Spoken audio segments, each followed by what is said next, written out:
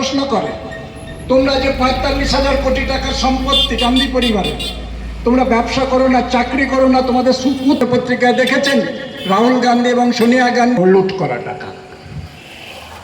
এটা হচ্ছে একটা। আপনি কেন ডাক্তার অরূপ দাসকে ভোট দেবেন সেটা আপনি ভাববেন আপনার ভালোর জন্য, আপনার পরিবারের মঙ্গলের জন্য, আপনার ছেলে মেয়েদের ভবিষ্যতের জন্য।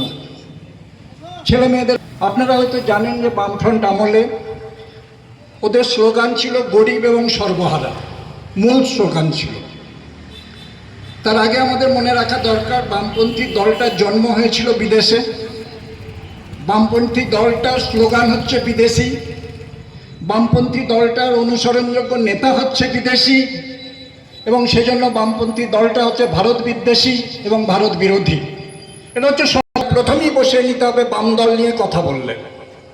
বামপন্থী দলরা কখনো ভারতের পক্ষে কথা বলে না, ভারতের নীতির আলোচনা করে না, এবং ভারত সরকারের, সে কংগ্রেস থাকলে কংগ্রেসের এবং বিজেপি থাকলে বিজেপির সমস্ত নীতির বিরোধিতা করাটাই হচ্ছে ওদের রাজনীতি।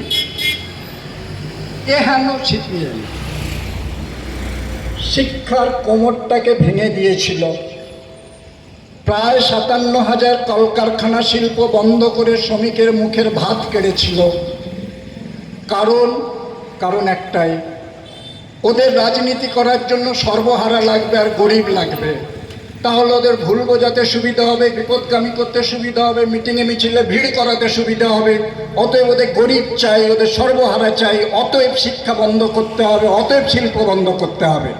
এটা হচ্ছে বামপন্থী রাজনীতির একদম গোড়ার কথা। এইটুকু অন্তত আমাদের বোঝা উচিত।